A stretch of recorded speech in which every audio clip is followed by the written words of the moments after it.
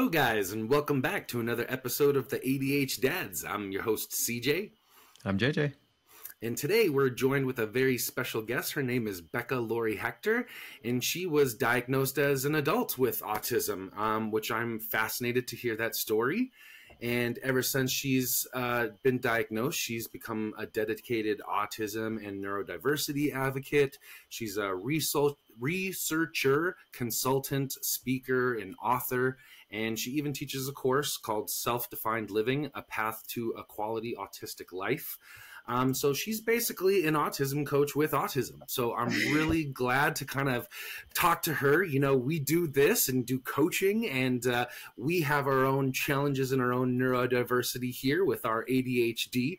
But I would love to kind of hear this experience and this story and how she kind of focuses on autism and neurodiversity consulting with an emphasis on promoting an active lifestyle. So welcome, Becca. How are you doing today? I'm good. Thank you so much for having me. Yes. So, you know, I'm curious, when were you diagnosed with autism, and what made you seek that diagnosis out? Well, it's a very sad story, actually, and when it comes around to it. But at the age of 33, so I'm 47 now, right below 47.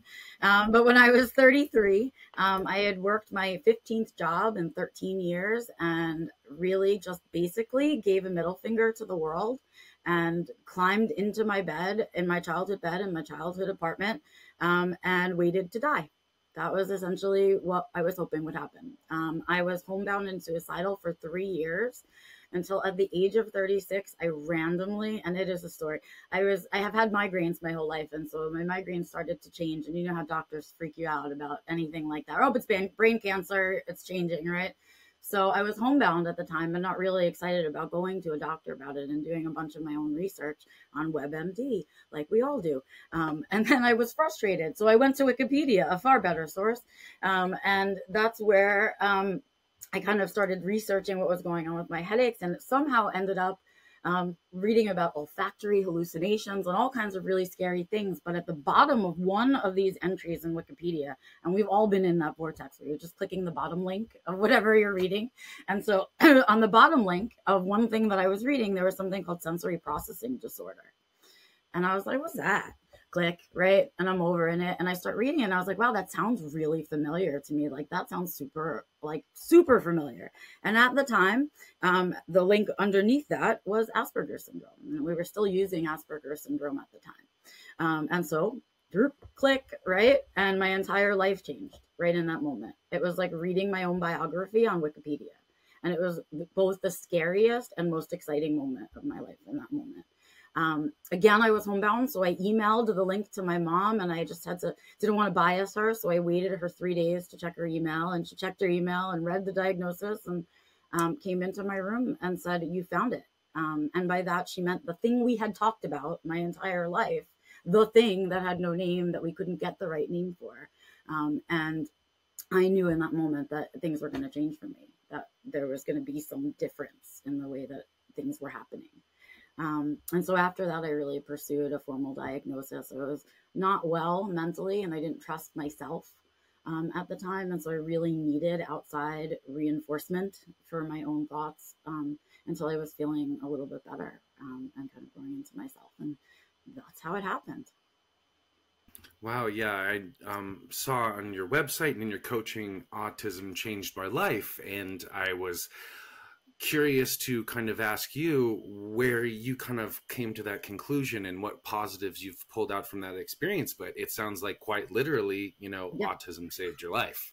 Yeah, quite literally, right? Yeah. I am 100% positive that I am on borrowed time right now, right? If that diagnosis hadn't come into my life in that very surreptitious way at that particular moment, most definitely I would be dead. I had plans. Right? I was someone who had already had plans. I'd been having suicidal ideations most of my life.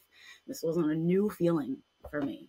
And so it was very much that serendipitous that it just, you know, came into my life at that time. And I'm somebody who, when presented with that fork in the road of like, here's what you just learned about yourself, because there's this option as an adult, you get this diagnosis or it comes into your life, you get identified, whatever language you're choosing. And in that moment, as an adult, you can be like, you know what? Screw all of you. You know what? You didn't help me my whole life. Nobody did anything for me this entire time. It's been incredibly difficult. And now I'm going to be an ornery, angry person for the rest of my adult life. And I have, a flag to raise about why, right? And you can do that, right? But the other option is, the other side of that fork is, I can try and see if I do things differently with this new piece of information, will things work out better, right? Because insanity is doing the same thing the same way all the time, but you get your diagnosis and now you have a new way to do it, right? And so it's no longer insanity. And so if you go on that journey, because then if that journey fails, the option to just, toss up your flag is still there. And so it felt like the right choice to see if I could salvage what was left of my life, right? So yeah. Yeah, that's really interesting because, why I wanted to kind of probe you about that Autism Saved My Life is, we've had quite a bit of mix of guests on our podcast here with different forms of neurodiversity, and some of them feel very empowered by it. This is my superpower. I feel so strong knowing this about myself, and this is how I feel that I excel. And some of them have said, like, no, it's not a superpower. And by kind of saying that, I feel like you're, devaluing my experience with it. And Right. maybe that validation isn't there. And I've kind of wondered what the line is that kind of, differentiates the two experiences. But hearing you talk has kind of like brought it home for me, in the sense that like both of those perspectives are really grounded in the validation of this, right? Like the diagnosis, the labeling of it, the term, instead of saying like, you're just crazy, you're just emotional, you're just erratic, or I can't deal with you, or I don't know how to deal with you. It's someone finally saying like, it's okay. I believe you. And it's not It's okay. even, And it's nothing is wrong with you. It's, yeah, I mean, this in is a a sense, term and it's a way that, of thinking and acting.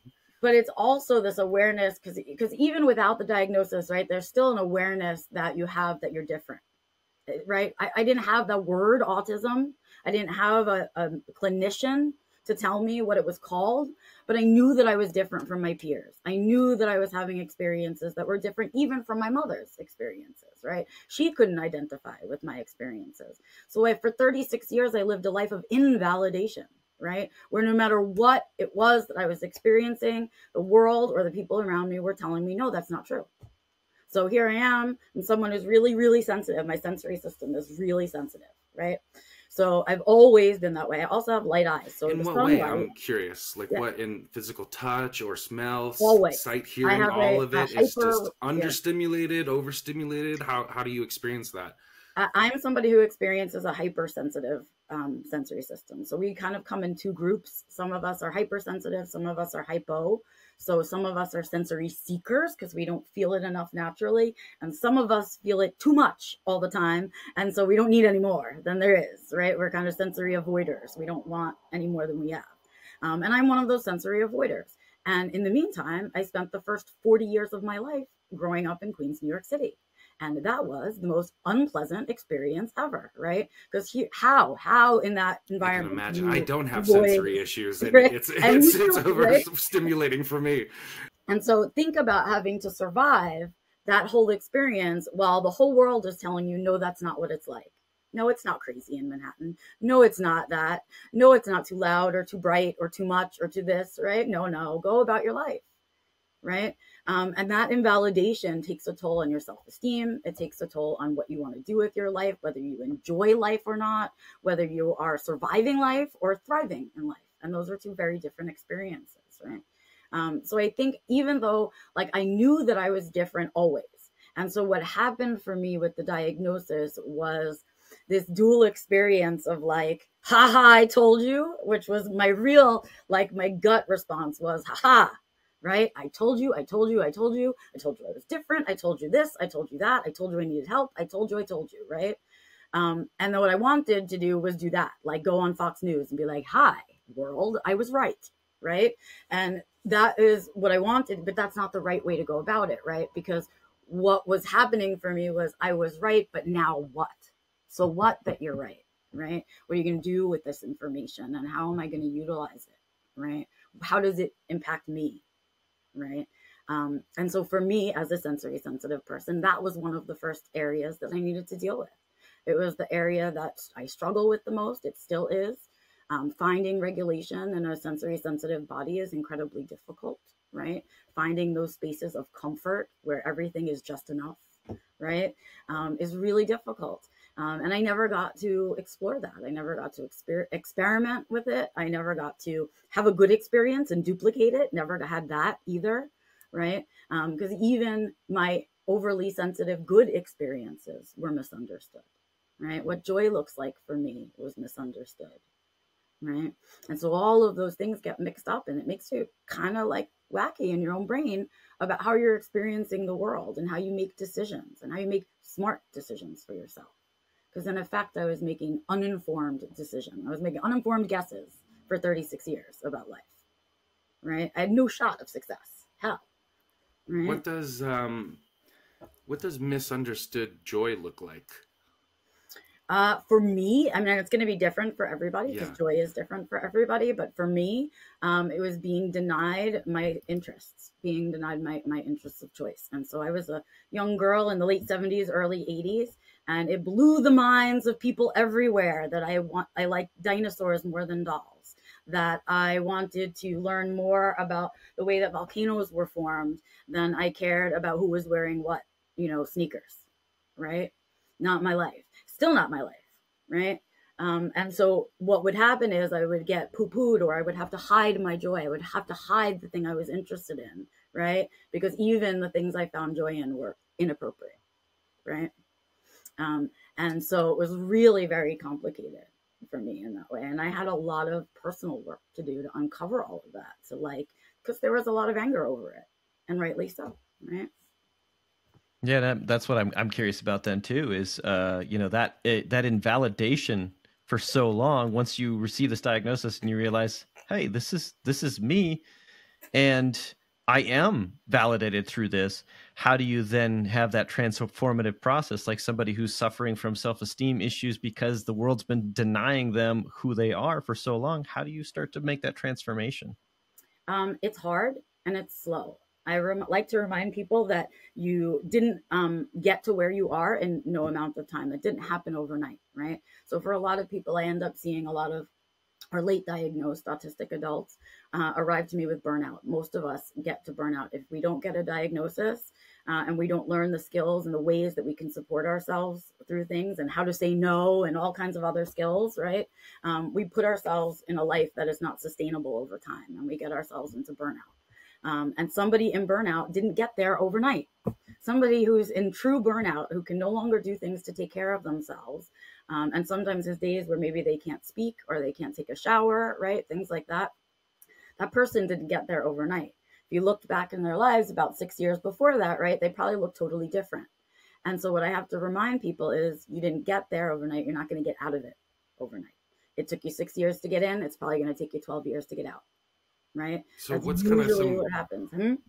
What's good questions that you kind of bring about at the beginning of this process to get, your clients and yourself to think about what those things are, those unnecessary or those, traps that we've kind of programmed into ourselves after all this time that leads to this burnout?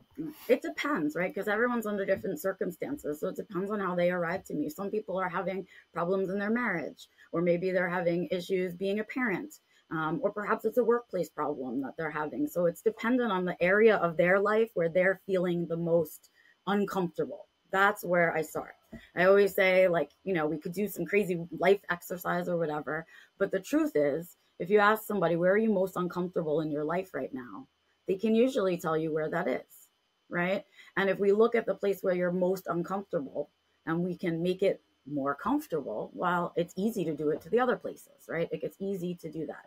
And it's usually the place that it's bothering us the most, that we have the most difficulty. We're struggling with whatever it is. And when we start to unpackage that, fixing it in the other areas is easy because you're building a habit. You're building new habits from your old habits. And that's really important. But it's a process of self-awareness. right? All of us as adults should go through some process of self-awareness. Please evolve as a human being after you're 18. I would really like that, right? We all need to be in that evolution phase. And so we should all be learning about what our triggers are, what our glimmers are, what are, right? But for autistic people in particular, in burnout, the place that is the one that needs the most attention is usually joy. And I say that because, like myself, who experienced a lot of resistance to the way that I experience joy, right? People have cut it out of their lives entirely because it's seen as an extra by our society, right? Joy is extra. If you get joy, congratulations, it was a good day, right? But that's it. That's how we see it. We don't value it for what it truly is and how much energy it gives us, how much motivation it gives us, how it builds into our self-esteem, how it makes us want to wake up the next day, right? All of those things. And so what happens is most neurodivergent folks will be ignoring their joy because they have to be occupied with everyone else's comfort all the time.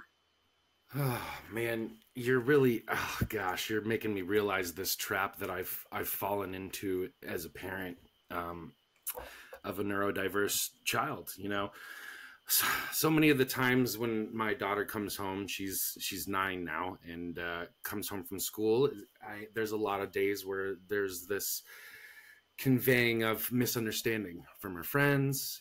You know, she's, again, very sensitive, sensory issues. She cannot wear jeans. She cannot wear socks. It has to be sweatpants. It has to be like open-toed shoes or sandals, you know, and she can't handle certain food textures like cheese or certain consistencies. So she's wiping her cheese and sauce off of her pizza, and her friends are starting to notice these things as she's moving into that preteen, you know, phase of like, what's up with your fashion sense? And you're wearing sandals and sweatpants, and we're trying to wear all the cute, you know, skirts and this and that. And why are you doing this with your pizza every day and making a mess and grossing the rest of us out? And you know, she can be, empathy can be a difficult thing for her to realize at this age too, because she's so just, what I'm noticing is an overwhelm of the routine and expectations of society and school and life to wear a certain type of shoes and have a dress code and do things a certain way. And I've really been failing in some degrees as far as like trying to teach her how she needs to behave to be more accepted by everybody else, you know, where I really should be concentrating on this self-celebration of the things that she does differently, you know, and sometimes those things can be controversial or misunderstood by a lot of her peers. And, you know, it's in good intention that I have as a father. I want her to succeed and be liked and to fit in and not feel ostracized, especially because of this thing or this diagnosis. So I try to show her all the lessons that I've learned and the things that I've picked up and how I see society works in the school system. And I'm realizing that it just may be a wall that I'm putting up between us of me being one of those people that don't understand her, you know? And yeah, I mean, in essence, right? Because what we're saying when we teach those things, which lots of parents do it, right? Nobody wants to see their kids suffer, and that's period where it's coming from, right? So it's like, I will do whatever to make this life easier for my kid, right? And if that means I have to teach them these things, that's fine. But what I would love for our parents to be teaching our kids instead is, here's how you get your needs met, right? Like, not here's how you fit in better, but here's how you get your needs met. And here's why it's an issue for those kids at the table that you do this with your pizza. But that doesn't mean you have to eat pizza the way you don't like it, right? Because that is nonsense, right? What we're saying to her then is her needs are not as significant as the comfort and as fitting in, right? Those things are more important than getting her needs met. And is that the adult that we want our child to be? Someone who just gets rolled over, right? Yeah. And I trick Yeah. myself into thinking, you know, by framing it, you know, this is how you get your needs met. Sometimes I think, well, is that the wrong approach? Because I'm just raising this selfish person that just wants Absolutely a not. quid Because pro how do quo you, type of relationship. right, but what is the other thing we tell people? You cannot pour from an empty cup, right? Yes, So yes. if she is not taking care of herself, she can't be a good spouse or a good partner or a good mother, right? Because she doesn't know how to take care of herself. And then she can't teach her kid how to take care of itself, right? And so we're perpetuating this nonsense that is a societal setup for failure. We have an entire world built around sameness. That's what we did. We said, here's a world. We want everyone to look the same, everyone to dress the same, everyone to work the same hours, everyone to succeed at the same things. And we're all going to go out there and do that. And you know what the sad part is? Every single human being is different. Every single one of us is different from the other. And so we set ourselves up for failure real pretty. And that's what we're looking at right now. We're looking at workplaces that are built on the concepts of industrialization. When here we are on this lovely, you know, Zoom call that we're on, having this technology, right? We're in the middle of the technology age. Why are we holding ourselves to standards from industrialization, right? And that is when we see this remote work return to the office butting heads, right? Turn to the office as the old folks wanting to keep it the way that it used to be in industrialization. And remote work is technology being used at its best and utilized. It's evolution of the workplace, right? It's the same thing with our people. We all each deserve to have our needs met.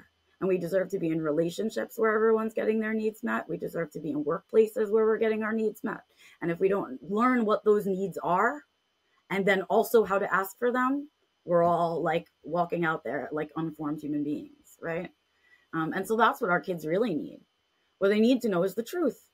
People are mean. Sometimes they're going to make fun of you for being different. That doesn't mean that you're being different is wrong, right? Just means that they're thinking about it. Good for them. You be thinking about your pizza and eating lunch, right? Because if you don't eat your lunch, you're not making it through class because you didn't have enough sugar and blah, blah, blah, right? So needs. I need to eat lunch, right? Yeah, it's amazing. It's an amazing thing to say, you know, I'm unique just like everyone else. Correct. Exactly, right? And the fallacy that it's otherwise is a lie that we're telling each other, right? I think there's, you know, of course, there's the comfort in having, you know, a predictable environment or a predictable script. So that's kind of my question is, you know, having all that in mind, the fact that we are all unique and we need to find a way to celebrate that in any environment that we find ourselves in, is back to the script is how does one approach somebody who, you know, is experiencing a heightened level of sensory overload in their environment? How do we approach that with a conversation, with a gentle question to accommodation? I want you to imagine a boiling pot is what I want you to do. When you see someone who is an overload, whether it's sensory or otherwise, right? We use the term meltdown in autism land, so I'm sure everyone who's listening, right? And by the way, adults still have meltdowns. Some of us internalize our meltdowns, but we all melt down for the rest of our lives, okay? So it doesn't go away. It just looks different. And so, you know, when that happens, that's a boiling pot. That means that what we've done is agitated the situation so much that everything's all dysregulated and it's all popping bubbles out of the pot. And so your first instinct with a boiling pot would not be to run up to that boiling pot and grab it with two hands, right? And lift it off the stove. Why? You burn your hands, big mistake, pots falling on the floor, big mess. Same thing is going to happen with a person. The worst thing to do is to go over there and try to fix it, right? Because you can't. It's already a boiling pot.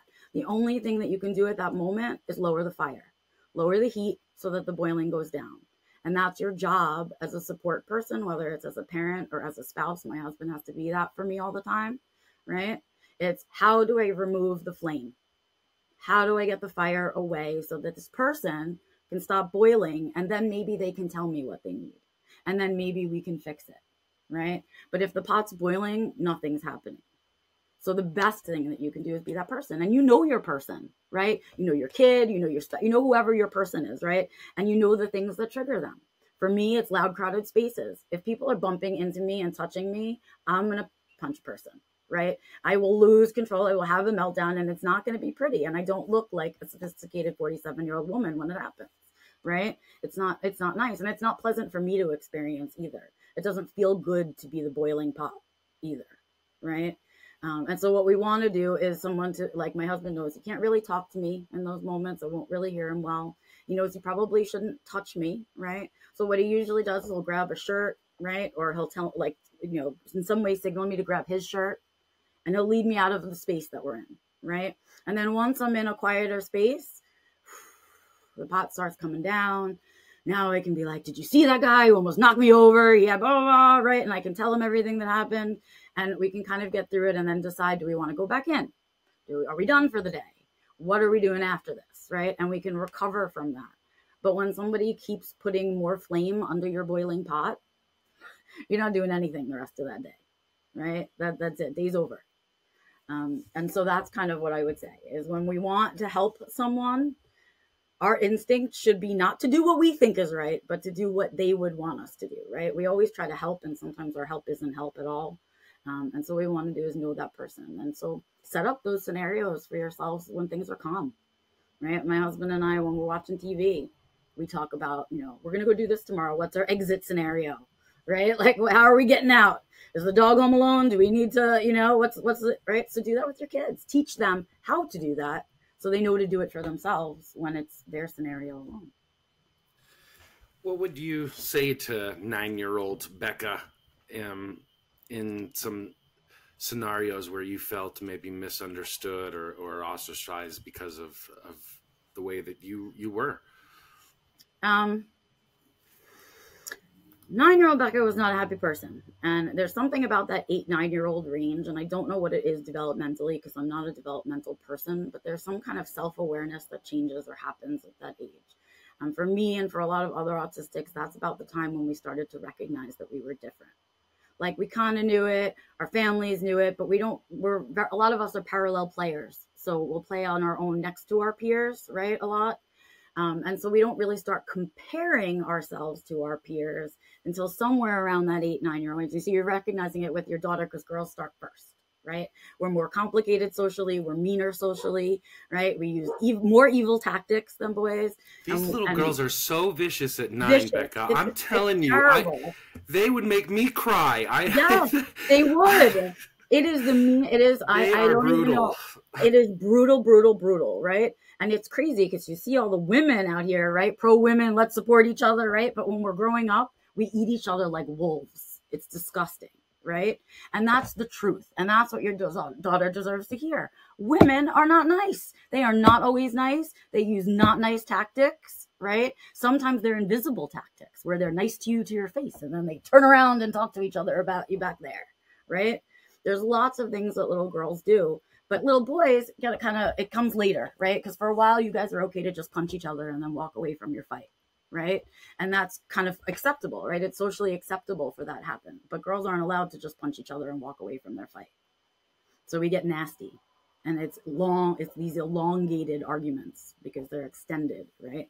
And so what would I say to me, little me? I would say, honestly, stick to yourself, kid, because the truth is that the world that I was growing up in wasn't welcome to people like me. The world that you guys are raising your kids in is slightly more so, right? Schools are at least talking about it. IEPs are happening, right? We're not putting people who are different in separate schools, in different buses anymore, right? But that's the world that I grew up in. And so, I would have said to me, what you feel, I would have validated myself and my feelings, I think, because no one else was doing that for me. I have a practical real world example that we, experience pretty regularly is my kiddo will voice that he hates homework and that he does not want to do it, and will have the meltdown, as we already talked about, at the idea of doing it, even though it's an everyday or nearly everyday expectation to do 5-10 minutes of this or that. How do you help somebody get through the things that they don't want to do, but are kind of almost like, dare I say, a daily essential or requirement? Okay, this is the key to my brain, and sometimes it works for others, right? And that's the thing about all of these neurodiversities. All of our brains are different, so it doesn't always work for everybody, just so that we're clear, right? But for me, I needed to understand that, first of all, I need to understand, all of us need to understand, we all have to do some things we don't like some of the time. For me, that includes showering. I hate it. It's an exhausting process to me. I also don't enjoy eating food. It interrupts my day a lot, and I really hate it, right? But these are human things that have to happen, and I have to do them, right? And they enable me to do the things that I do like. The problem is, and again, it comes back to joy again. If there's not enough that you're doing that you do like, the balance doesn't feel fair, right? So if all you're doing is homework, homework, homework, homework, homework, and there's no joy, you wouldn't want to be doing it either. You'd say, why? There's no payoff, right? There's no end to it. And when does the good stuff happen, right? Why am I here? And so what we need to do for kiddos like that who are really struggling with those things is remind them of the good things. Like, validate that homework sucks, because you know it sucks. I know it sucks. We all know it sucks. And we also know it's busy work. Everyone knows that too, right? And so, let's not pretend that it's not. We know that. Let's validate that experience, that it's not fun, right? But also remind that when we do those things, we get other things and, as a result. It's a logical formation, right? And for me, sometimes I'm motivated by what I'm not getting. And this is going to sound crazy, but I'd rather not be bothered by my teacher, right? And if I do my homework, chances are my teacher will leave me alone. But if I consistently don't do my homework, guess who I have to spend more time with than anybody else, right? That teacher. Well, if I logic it out, and neurodivergent brains love logic, right? It makes more sense for me to just do my homework, because ultimately, even though I don't like it, it's still easier than hanging out with my teacher, right? It's understanding the full process of it all, right? That each day's homework in and of itself is not important. You're right. It's not. It's the consistency of doing your homework. It's learning to have a routine, right? It's meeting deadlines. That's what we're really teaching. Right. And so that's, we need that. Neurodivergents need that context. Yeah. I think that all of this stuff is here. The motivation and the right context, or the, like you said, the adversity to not want a certain outcome can be great motivation. Right. And I think all of these things are there for each individual with autism, not autistic people, but each individual. Because like we're saying, you meet one person with autism, you met one person with autism. But I think that what is really kind of like the glue in kind of finding the motivation is the creativity. Like, I think like being curious and empathetic and knowing yourself or your child or your spouse, and being creative with that motivation is like what we really can like pull out of our because that's where the joy comes partners from. And friends, right? Exactly. That's when the joy happens, is when we're being creative about our solutions, right? When we're having fun with how we get things done, right? All of us say all the time, you hear people say, I just want to work with people I like, right? Why can't work just be fun, right? Because we all, even as adults, still feel that way. Like, it's not fair. I don't want to sit in another meeting if I'm not going to get XYZ.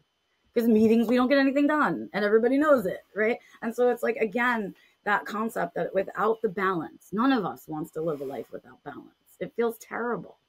And it's about, sometimes too, it's a group journey, right? A lot of us are, as that parallel play works for us for a reason. It motivates we motivate off each other. So like when I have a lot of work to do, sometimes I'll sit next to my husband on the couch, and it's not because he's helping me with my work, but just having him there, right? It makes me have to be accountable. He knows I'm busy doing it, right? All of these other things happen. And if he's busy on something and I'm busy on something and we're next to each other, we both are motivated. So doing things like that, going on that journey with your kids, like what keeps you motivated, what makes it fun, because I bet you'll discover things about yourself too along that way, because no one ever gave us that advice. No one ever let us seek our joy, right? And so all of us have lived without it for a long time. Do your clients, do most of your clients have neurodiversity diagnosis, or do you have some that are neurotypical as well? And what I are do a not. majority of your clients?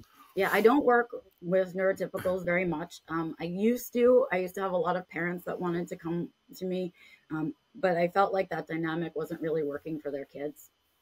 It was, you So can't it's meet mostly somebody. adults, Yeah, ASD that you work with. yes. And I don't really do one-on-one clients anymore. I just do my course. I do group teaching because that's much more effective. We get to meet each other, and we get to, folks get to meet someone who's about to go on the same journey as them. And sometimes that friendship or that connection stays with folks after that. And so I try to create some of that.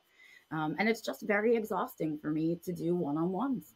And I honestly can't do enough of them with the amount of energy it takes to actually pay my bills. It doesn't work out financially to be able to do that.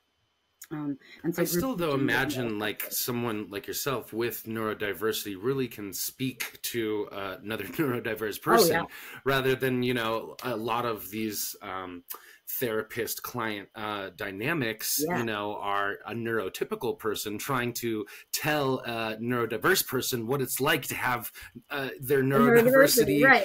It's absurd. You can't even say it out loud without feeling it's absurd, right? Exactly. And that's exactly how we feel. Right? That's how we feel when we go to therapy, is exactly that. Who the hell are you? And if you think that your kids aren't thinking that, you're crazy. They're also sitting there going, oh, this idiot. They're probably smarter than half the people that take care of them. Right? And so it's okay to have that experience, because there's things to learn in there too. That it's not that those people don't have something to teach you. But what we do find is there is a double empathy problem, right? It does exist, which means that there are different brain languages. The autistic brain socializes differently. The autistic brain functions about relationships differently. We experience joy differently. It's very different, right? Everything you do comes through your brain.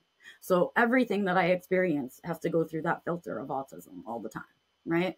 And what that means is my experience is much more in common and in line with other people who also have a similar brain to mine, because we share a brain language, right?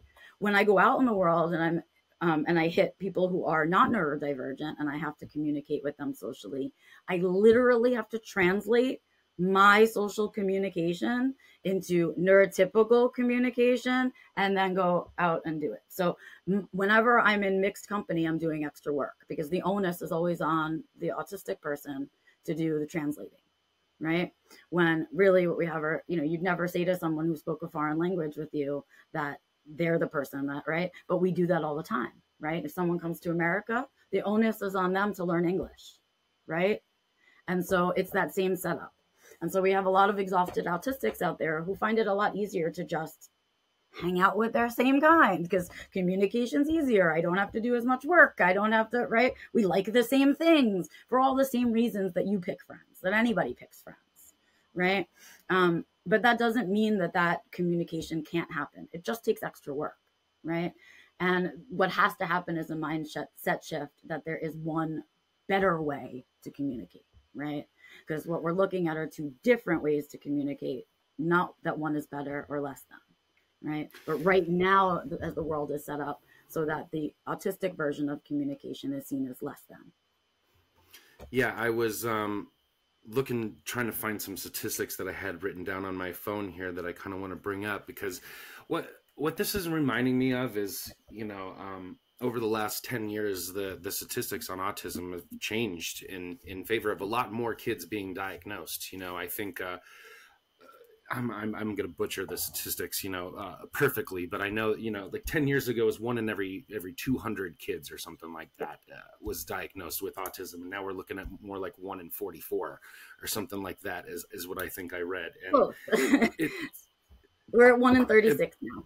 1 in 36. Okay. So I'm not terribly off, but, the numbers, yes, the numbers have increased, right? And I know that there's kind of some criticism of that, is there an overdiagnosis of neurodiversity?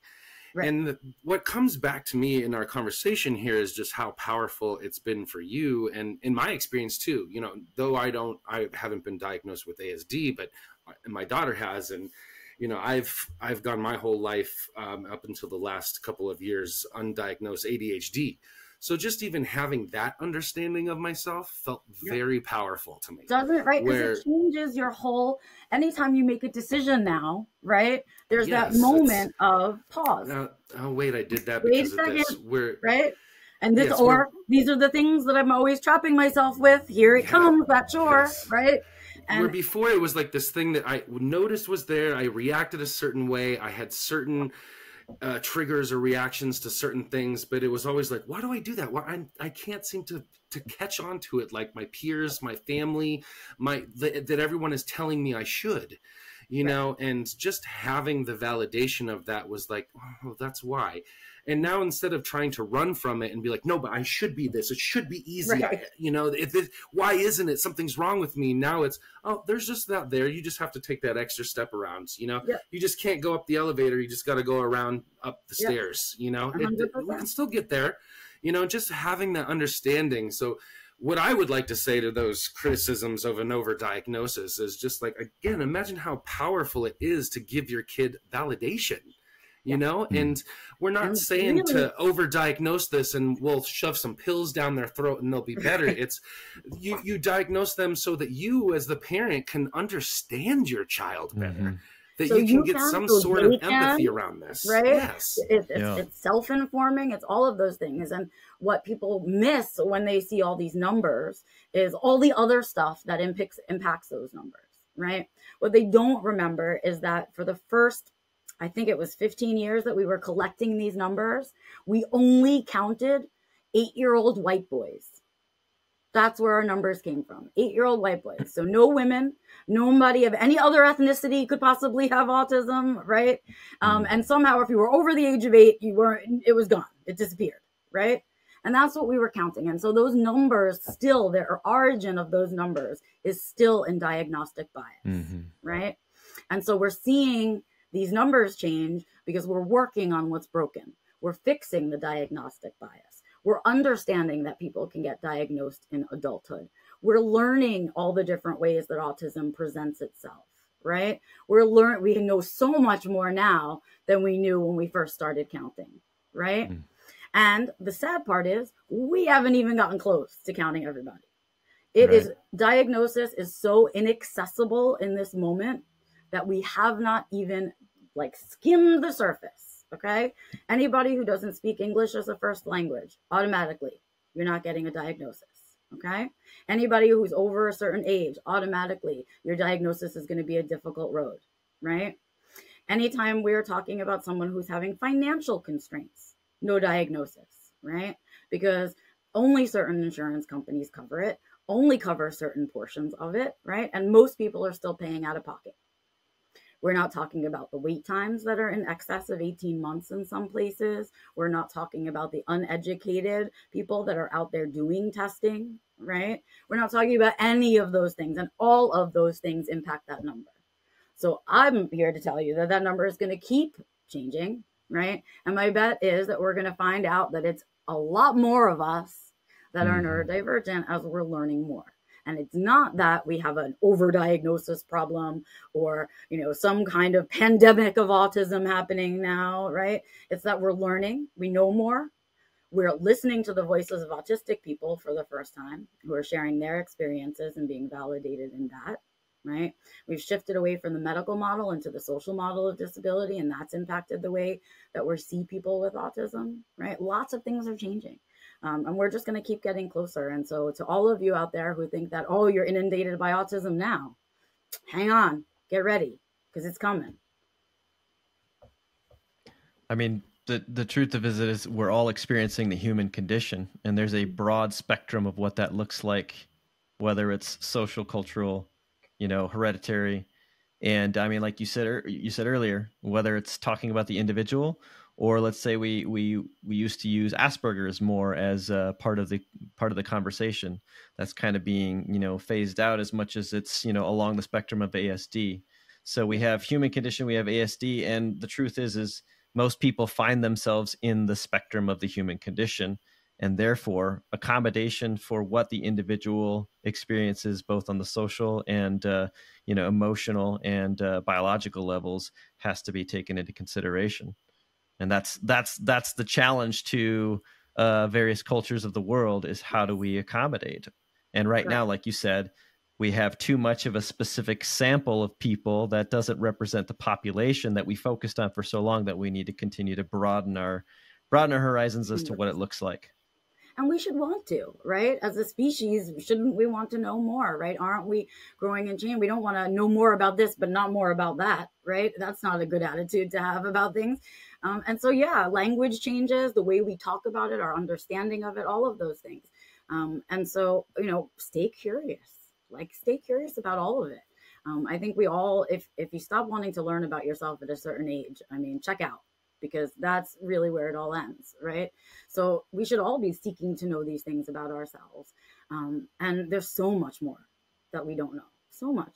And we're only just learning. And so, like, because I want to say, because I know we're running out of time, I do just want to say, because I know you have a lot of parents in your audience. And so I want to say to the parents, I am not a parent. And so I cannot even pretend to empathize with what it was like for you guys. I am childless by choice, because I can't imagine what that would be like.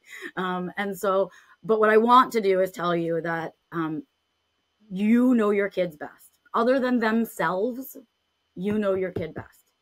So default to them, but nobody else. There's going to be a lot of information out there. You will get a lot of advice from a lot of people. Sometimes it's well-meaning, sometimes it's not. Sometimes it's informed advice, and sometimes it's not. If your gut tells you that some particular kind of therapy, a person, an activity just doesn't seem like a right match for your kiddo, and that's what your gut is telling you, trust yourself, right? Because the only person Well, since we're on this topic, and before we go, I really wanted to kind of get some clarification on this too, is what is DEIB? Ooh, okay. And how does that go into your coursework?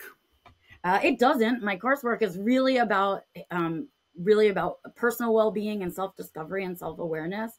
But the place that I struggled the most as an adult, and where I have the most trauma, is surrounding the workplace. It is incredibly difficult for autistic and neurodivergent folks out in the workplace right now. And that is not changing quickly enough. And so we are being bullied. We are being gaslit out in our workplaces. Many, many things are happening. We're being kept from advancement, kept from leadership positions, lots of things like that. And so the way that I figured out how to get there for my people is through DEIB, which is diversity, equity, inclusion, and belonging. Right. And that's the idea that in all of our shared spaces, especially our workplaces, we should all feel like we belong. Right. And not like we don't belong. And as you know, we know it's part of the, our hierarchy of needs to make sure that we feel like we belong. And so it's a really important component of the human condition to feel that feeling. And most autistic and neurodivergent folks do not feel that way in their workplaces. In fact, most of us don't even feel psychologically safe in our workplaces. And so the work that I do when I'm not working directly with our folks, I'm out there working directly with companies and organizations to work on that piece for our people, to understand that there's more than just accommodations and accessibility to dealing with disabled folks, that we also deserve all the workplace wellness that anybody else deserves. I love that, and love the message to the parents about stay curious, practice empathy, and utilize creativity, as we've been talking about here. So really enjoyed this conversation. Have fun. Have fun being a parent. Please enjoy it. You did it. Have fun. Yeah, exactly. And I think honestly, when we're having fun, that's when the most learning is occurring. Right? I mean, really, that's like when we're most engaged, when we retain the most. So right? Yeah, definitely, I am with that. Have fun. Yeah, but before we go, Becca, can you share some social media links if people want to get in contact with you or learn more about what you do and what your website is? Yeah, absolutely. So I'm pretty easy. If you use my full name, Becca Lory Hector, Lory it is, you can pretty much find me anywhere on Google. You'll get both of my websites, my coaching website and my DEIB website. I am really active on LinkedIn. So if you'd like to follow me there and engage with me on my LinkedIn profile, I am on there more than I should be. And I'm happy to chat with folks and share resources. And of course, my DEIB website is trulyinclusiveleadership.com. And you can find me at Becca at Truly Inclusive Leadership if you want to shoot me an email. Great. Awesome. And don't worry, guys, I will put all of that in the show notes for you. We're cutting this one close today because I got to skip out and take all 3 of the kiddos to the dentist office. So that's going to be our next episode topic, is how to navigate the dentist office with more than one kid. But thank you, Becca. This has been a pleasure. I've learned a lot. You've kind of really kind of come full circle in some of the things that I've been learning from some past guests and how I'm kind of putting it all together. So this has been really, really great for me, and appreciate your time and appreciate your words and love what you're doing out there in the world. So please continue to spread that love, continue to spread that positivity and build others up, because we need more of that in the world. So thank you so much. Thank you. And I appreciate you having me. All right, guys, this has been another episode of the ADHDads. Stay tuned next week, and please reach out to Becca and like our podcast, and, you know, keep this momentum going of putting love and positivity out in the world. So until next time, I'm your host, CJ. I'm JJ. And thank you, Becca. We'll see you next time.